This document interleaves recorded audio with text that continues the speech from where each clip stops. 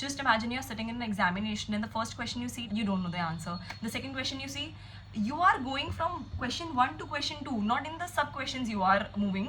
You're just going to second question also and you're not able to understand it, you're not able to solve it under that pressure. Then think how amazing it would be if you have been in a similar situation before and you have solved the question and faced that situation and have a sense of patience with you while reading the question and how to approach it. So that's why mock test paper are really important. Hello future chartered accountants, welcome back to my YouTube channel. Divya this side, Hare Krishna, Radhe Radhe. So सब कहते हैं mock test paper कर लो, it's very important, but कोई ये नहीं बताएगा कि how to approach mock test paper, how to go for a mock test paper. So हम इस वीडियो में वो डिस्कस करने वाले हैं. Is mock test paper really important to give? उससे कुछ सेंस बनता है या कुछ डिफरेंस क्रिएट होता है या नहीं? सो हम बहुत अच्छे से उस बारे में इस वीडियो में बात करेंगे. So let's get the video rolling. But before moving forward, I really request you guys to please subscribe to my YouTube channel, because I have seen the analytics के 87 to 88% of you guys who watches my video haven't subscribed to my YouTube channel. So if you are taking leverage or benefit from this video, so please give me a little sense of appreciation or feeling of appreciation by just subscribing to my YouTube channel and liking this video and sharing it with your loved ones, your friends जिनको आप चाहते हो कि आपके साथ पास करें, they clear their exam. So yeah, also comment Radhe Radhe that you're gonna clear your intermediate or foundation examination in your very first attempt or whichever attempt you're giving this time. So you're gonna pass it. So yes, comment कीजिए वो भी. And now yes, let's get the video rolling. So first, let me discuss why is it really important to solve mock test paper, because first and foremost, whenever you're going to sit in your exam and you're gonna face the questions for the first time and you haven't been in the same situation before, that hits really bad. I mean, just imagine you're sitting in an examination and the first question you see, you don't know the answer. The second question you see,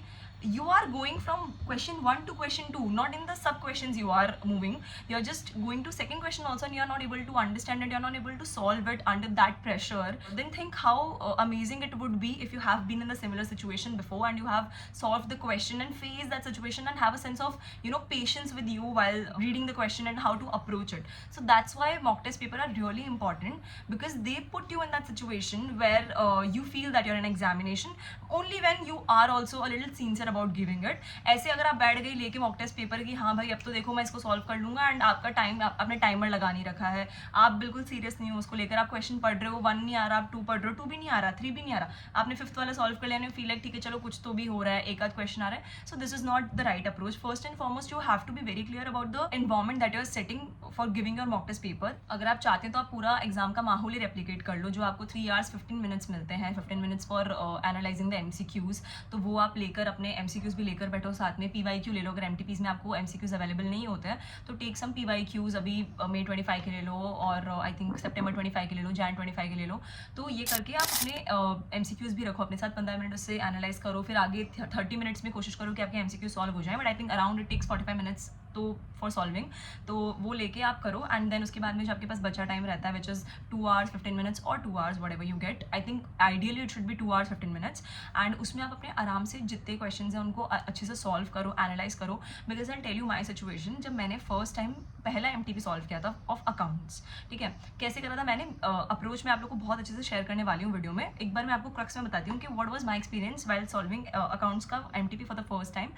I open the MTP, मैंने पहला question देखा, EPS का question था, and I swear to god it was so hard. मैंने EPS used to be one of my very favourite chapter. I can also tell you the MTP which I solved. No, it was not MTP, it was PYQ. So you can check out September 24 और Jan 25, इन दोनों में से किसी का वो एक PYQ था. उसके अंदर सबसे पहला क्वेश्चन था, फर्स्ट क्वेश्चन में, फर्स्ट क्वेश्चन A वाला जो रहता है उसमें EPS का एक क्वेश्चन था. उसमें बहुत सिनेरियोज क्रिएट करके क्वेश्चन पूछा था. मुझे बहुत हार्ड लगा था to be very honest, because EPS used to be my favourite chapter and मैंने पूरी मॉड्यूल सॉल्व करके रखी हुई थी. बट उसमें क्या 2-3 कॉन्सेप्ट्स मिक्स कर दिए. Then you have to analyze question more nicely. तो वहाँ पे और एफर्ट लग रहा था. And considering that 3 hour time frame in my mind, I give up. एक बार देखो इतनी जल्दी तो कोई गिव अप नहीं करता. फर्स्ट क्वेश्चन मैंने देखा था वो मुझे नहीं समझ आया था. सेकंड क्वेश्चन जब मैंने देखा उसका भी फर्स्ट मेरे को नहीं आ रहा था. इट वाज डेफर्ड टैक्स का क्वेश्चन. वो तो चैप्टर ही खतरनाक है, आप लोगों को पता है. सो उसमें थोड़ा सा एफर्ट वो चैप्टर मांगता है. सेकंड क्वेश्चन में मैंने देखा आई थिंक कि मुझे नहीं आ रहा है ये भी. Then I went with third question. उसमें भी कुछ, उसमें शायद वो मर्जर अमैल्गमेशन का कोई क्वेश्चन था. तो उस कंसोलिडेटेड फाइनेंशियल स्टेटमेंट का, इट वाज अ 3 एंटिटी का क्वेश्चन, जिसमें 3 एंटिटी का आपको कंसोलिडेशन करना था. तो वो अपने मॉड्यूल में अभी तक है नहीं, एंड वो सितंबर में ही पूछा गया था. आई थिंक एक ही अटेम्प्ट था, सितंबर सितंबर 24 जिसके अंदर क्वेश्चन पूछा गया था। तो उसमें अब मैंने पेपर ही ऐसा लिया कि जिसमें ऐसा सब होने लगा, तो मैंने वो 3 आवर का टाइम फ्रेम तो बंद कर ही दिया, मैंने वो पेपर भी इतना अच्छे से सॉल्व नहीं करा। पूरे पेपर में मुझे जो 2-3 क्वेश्चन आते थे सब क्वेश्चन में और वो सब मैंने वो सब सॉल्व करे। एंड उस समय जो कॉन्फिडेंस जो यहाँ था ना कि भाई पूरा अब तो रिविजन हो चुका है, अब तो अपने मार्क्स अच्छे ही आएंगे, वो एकदम यहाँ आ गया, मतलब बिलो बेल्ट वो चला गया जो मेरा कॉन्फिडेंस था। सो ये होता है एमटीपी। पहली एमटीपी ना आपको रियलिटी चेक देती है और दूसरी एमटीपी आपको कॉन्फिडेंस देती है। कभी भी पहली एमटीपी से आप ये उम्मीद मत लगाना कि आपको सेल्फ कॉन्फिडेंस मिल जाएगा, तब तो आपको रियलिटी चेक ही मिलेगा या कुछ ऐसा सेल्फ कॉन्फिडेंस टूट ही जाएगा, लाइक जो मेरे साथ हुआ था। Then second when I gave my accounts वाला, तो उसमें मैंने सोचा था कि है ना अब मैं आराम से सब सब्जेक्ट्स को थोड़ा सा मैंने टाइम देके पहले पढ़ लिया है, बट एक बार मैं सब सब्जेक्ट्स को टाइम देके अब अच्छे से पढ़ लेती हूँ, उसके बाद में मैं 1 या 1.5 दिन का रिविजन करके उनके फिर एमटीपीज दूंगी। सो जब सेकंड मैंने अकाउंट्स का एमटीपी दिया तो मेरे को कॉन्फिडेंस बना, मेरे 70 मार्क्स समथिंग स्कोर भी हुआ इसके अंदर। तो ये इस तरीके से आपकी हायरार्की चलेगी। अगर आप फर्स्ट टाइम में ये बिलीव कर लेते हो कि भाई इसमें अपन एकदम अलग ही कुछ कर लेंगे, तो फर्स्ट वाले एमटीपी तो आपको रियलिटी चेक देगा।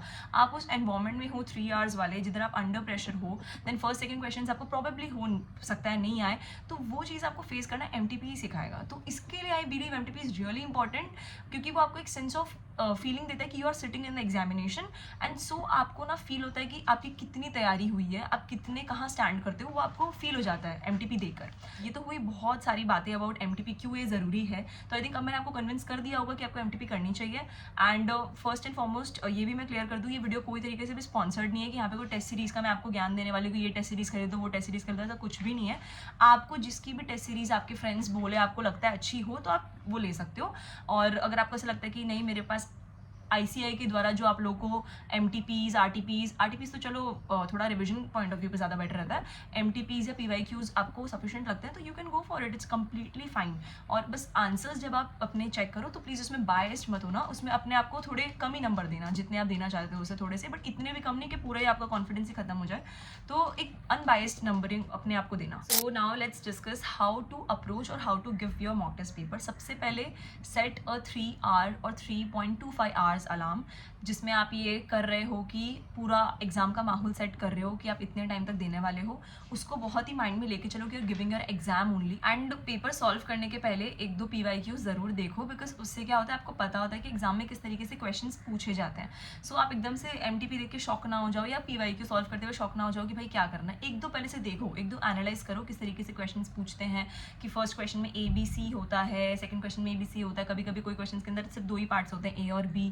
तो उस तरीके से आप थोड़ा 1-2 पेपर एनालाइज करो, उसके बाद अपने MTP देने बैठो। और जब आप अपने पेपर एनालाइज कर रहे हो, PYQs एनालाइज कर रहे हो देने से पहले आपका MTP, तो आप ये बहुत अच्छे से ध्यान रखो कि आप आंसर शीट भी उतना अच्छे से देख रहे हो, आंसर की इसको बहुत अच्छे से एनालाइज कर रहे हो, बिकॉज उसके अंदर ही तो लिखा है मेन क्रक्स कि आपको आंसर किस तरीके से एक्सपेक्ट कर रहा है ICI आपसे।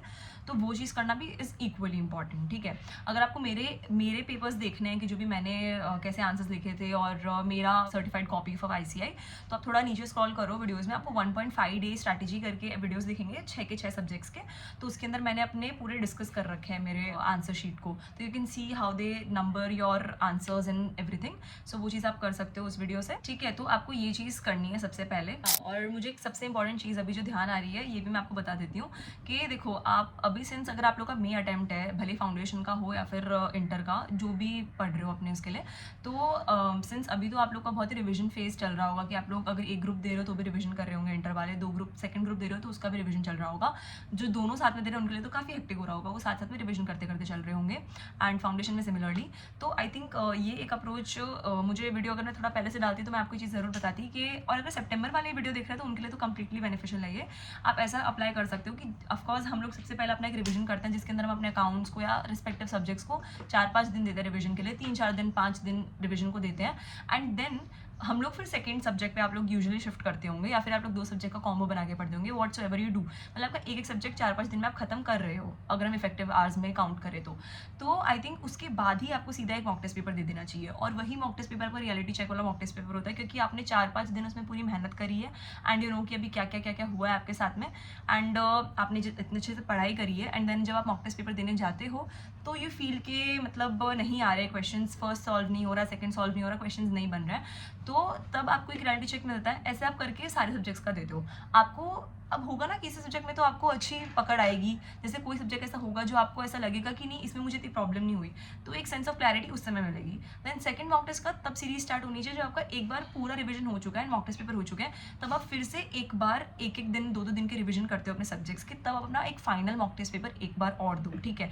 देने आइडियली 3 बार चाहिए, बट 2 बार दे दो तो भी बहुत है, आई मीन बहुत है, क्योंकि मैंने ये वीडियो में सीधा आके सिर्फ अपने नॉलेज से आपके शेयर नहीं कर रही हूँ, मैंने मेरे जो रैंकर फ्रेंड्स हैं अभी फ्रेटर्निटी में उनसे भी कंसल्ट करके आपके लिए वीडियो लाया है। तो प्लीज़ इसे ऐसा मत समझिए कि सिर्फ एक आउटलुक से आ रहा है, ये कई आउटलुक से आ रहा है वीडियो, ठीक है।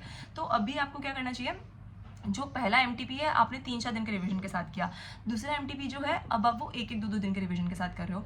तो एंड आपने क्योंकि एक बार पहले भी एक एमटीपी सॉल्व कर लिया, तब आपको सब्जेक्ट में और पकड़ है और बेटर है। तो जब आपका सेकंड एमटीपी आप कर रहे हो तब आपको सच में कॉन्फिडेंस बन जाना चाहिए, एंड तब प्रॉब्लम आ रही है तब समझो कि आपको बहुत एफर्ट्स की भी ज़रूरत है, आपको थोड़े और एफर्ट्स डालना है बेसिकली। तो ये एक चीज़ मैं क्लियर करना चाहूँगी कि ये फ्रेमिंग होनी चाहिए, पहला एमटीपी आपका 3-4 दिन के रिवीजन के बाद होना चाहिए जो आपका फर्स्ट रिवीजन चल रहा हो बेसिकली, एंड आपका सेकंड एमटीपी तब होना चाहिए जब आपका 1-2 दिन वाला रिवीजन पीरियड चल रहा हो एंड देन आप एग्जाम देने बैठ रहे हो। सो this is the right approach of giving 2। अगर आप 2 एमटीपी देने का सोच रहे हो, 3 एमटीपी देने का सोच रहे हो, तो फिर तो it's a cherry on the cake, फिर तो आप 4-5 जितना भी दे रहे हो it's a cherry on the cake, आपकी हमेशा इंप्रूवमेंट बढ़ती रहेगी। वी वर डिस्कसिंग कि पेपर का जो माहौल है आपको पूरा एग्जाम के हिसाब से सेट करना है, and then what you need to do is answers बहुत अच्छे से अपने लिखो, and after giving the test आपके पास आंसर की फॉर श्योर होगी, you are provided answer sheet from ICI also, and if you are solving a PYQ तो वहाँ पे भी आंसर शीट है, एमटीपीज में भी आंसर शीट है। So go through your answers in a very unbiased manner, read them, जहाँ जहाँ गलती हो रही है take a red pen with you. मेरे पास मेरे आज ही पेपर्स है जो मैंने ऑडिट के टाइम पे दिए थे। सो ऑडिट इज द सब्जेक्ट जिसमें मैंने पर चैप्टर टेस्ट सीरीज दी है अपनी, मतलब टेस्ट दिए हैं, ठीक है। So that is happened with me. तो because audit was always a fearful subject for me, because exam में था, मैंने ऑडिट को 20% ऑडिट भी नहीं हुई थी मेरी फेब तक। तो Feb, March and April was the 3 month of time जहाँ मैंने बहुत ज़्यादा ऑडिट को दिया है, बहुत ज़्यादा। So it is because of this strategy के after reading 2-3 chapters I am giving test of those 2-3 chapters, and blue pen से I use to write my exam, black से लिख लो अगर आपको और रियलिस्टिक बनाना है तो, and then I use to check it with red pen, and I use to mark everything whatever I feel कि यहाँ पे मैंने बहुत रॉन्ग करा है, and then I use to read that ऐसे अगेन, एंड देन अगली बार जब भी मैं पूरा जब फाइनल एक एग्जाम देती थी पूरे चैप्टर्स का, उसमें मेरे को उस चीज़ का काफ़ी बेनिफिट होता था। सो रेड पेन से उसकी मार्किंग कीजिए, बहुत ही अनबाइज्ड मैनर में मार्किंग कीजिए, एंड एनालाइज कीजिए, पेपर को एनालाइज करना ही तो सबसे मेन क्रक्स है। एमटीपी देना is very important, but similarly अपने पेपर को एनालाइज करना इज़ इक्वली हाईली इंपॉर्टेंट, ठीक है। तो ये चीज़ आप कंसिडर करके चलो, आपको बहुत अच्छे से अपनी मार्किंग करनी है, एंड देन अपने मिस्टेक्स को तुरंत जाके रीड करना है बुक से, तुरंत। ऐसे नहीं कि अब ये हो गया लास्ट में देख लेंगे, नो। आपने अगर पूरी मार्किंग कर ली तुरंत आप जाके अपने इसमें कर लीजिए, अगले रिविजन का वेट नहीं करना है, अभी उसको पूरा अपनी कॉन्सेप्ट एक बार क्लियर कर लीजिए वापस से, ठीक है। So this is how you show analyze your paper after giving the exam, and then this is how it goes. ये हो जाए उसके बाद में आपके एक बार सारे सब्जेक्ट्स के हो जाने चाहिए, उसके बाद में जब फाइनली अपने 1-2 डेज के रिवीजन पे आएंगे एंड देन पेपर देंगे, तब आप वापस से एमटीपीज दीजिए, एंड एकदम अच्छे से दीजिए, क्योंकि आपको अपनी बहुत सारी गलतियाँ पता है, एंड उसके बाद में वापस पेपर को बहुत ही अनबाइस्ड मैनर में चेक कीजिए। सो this is my thinking, plus many even rankers की मिलाकर थिंकिंग है कि इस तरीके से आपको अपने एमटीपीज देने चाहिए। अगर आपने ये 2 स्टेप फॉलो कर लिए कि एक पहला एमटीपी और एक दूसरा एमटीपी, जिसमें you know first is for reality check and second is for building confidence, अगर वो चेक हो जाता है तो आपके स्कोर्स बहुत अच्छे हो सकते हैं, पास होने के चांसेस तो मैं कह सकती हूँ 100% हो सकते हैं अगर आप सिंसियरली इस चीज़ को फॉलो कर लो तो।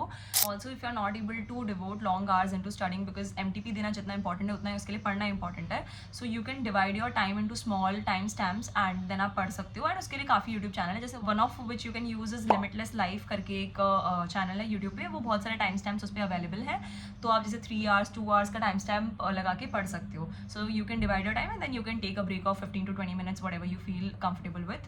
So I'll just mention that channel's link in my description and in my comment section. So yeah, you can do that as well.